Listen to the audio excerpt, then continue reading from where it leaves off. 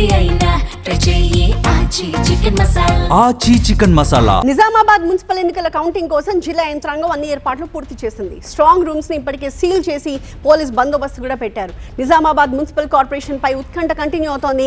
గెలుపుపై BJP, Congress ఎవరికి వారే చాలా ధీమా వ్యక్తం చేస్తూ ఉన్నారు. గతంతో పోలిస్తే పోలింగ్ శాతం తగ్గినా సైలెంట్ ఓటింగ్ ఎవరికి కలిసి వస్తుంది అన్న విశ్లేషణలు అయితే మొదలయ్యాయి. కౌంటింగ్ ఏర్పాట్లపై మరింత సమాచారాన్ని మా కరెస్పాండెంట్ దివాకర్ అందిస్తారు. మున్సిపల్ ఎన్నికల్లో పోటీ చేసిన అభ్యర్థుల భవితవ్యం బ్యాలెట్ బాక్సుల్లో నిక్షిప్తమై ఉంది.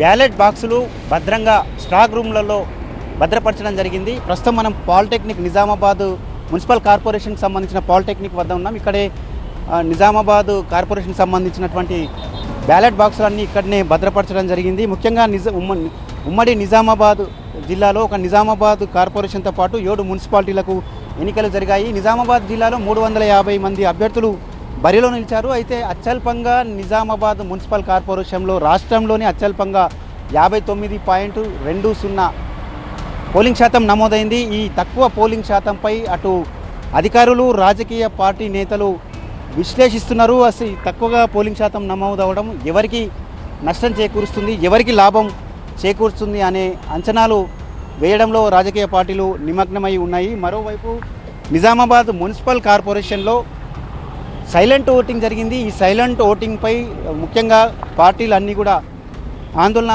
వ్యక్తం చేస్తున్నాయి. అసలు ఈ సైలెంట్ ఓటింగ్ ఎవరికి కలిసి వస్తుందో అనే రకంగా వారు ఆలోచిస్తున్నారు. అయితే బీజేపీ, కాంగ్రెస్, బీఆర్ఎస్తో పాటు స్వతంత్ర అభ్యర్థులు కూడా పోటీ చేయడం జరిగింది. వీరందరి భవితవ్యం బ్యాలెట్ బాక్సులో నిక్షిప్తమైంది.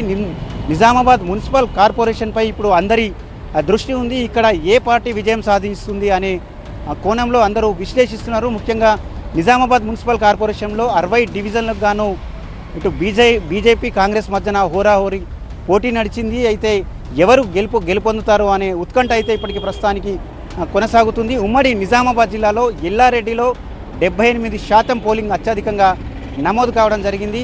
రాష్ట్ర వ్యాప్తంగా కార్పొరేషన్లలో అత్యల్పంగా నిజామాబాద్లోనే 59% పోలింగ్ నమోదైంది. అధికారులు ఎన్ని అవగాహనలు చేసినా కానీ అర్బన్ ఓటర్లు ఓటు వేసేందుకు పెద్దగా ఆసక్తి చూపలేదని చెప్పాలి. మొత్తం మీద ఈ బ్యాలెట్ బాక్సులు ఉన్నటువంటి స్ట్రాంగ్ రూమ్ల వద్ద కట్టుదిట్టమైనటువంటి భద్రతా ఏర్పాటు చేశారు. రేపు ఉదయం 8 గంటలకు కౌంటింగ్ ప్రక్రియ ప్రారంభం కానుంది. ప్రత్యేక ఏర్పాట్లు చేశారు. ఇప్పుడైతే స్ట్రాంగ్ రూమ్ల వద్ద ఈ భద్రతా ఏర్పాట్లు చేశారు. ఎవరిని కూడా లోపలికి అనుమతించకుండా పోలీసు బందోబస్తుల మధ్య ఈ బ్యాలెట్ బాక్సులు భద్రపరచడం జరిగింది. మొత్తం మీద ఈ ఉమ్మడి నిజామాబాద్ జిల్లాలో అక్కడక్కడ స్వల్ప ఘర్షణలు మినహాయిస్తే పోలింగ్ ప్రశాంతవంతంగా జరిగింది. ఈ కౌంటింగ్పై ఉత్కంఠ కొనసాగుతుంది. కెమెరా పర్సన్ అరవింద్తో దివాకర్, TV9 నిజామాబాద్.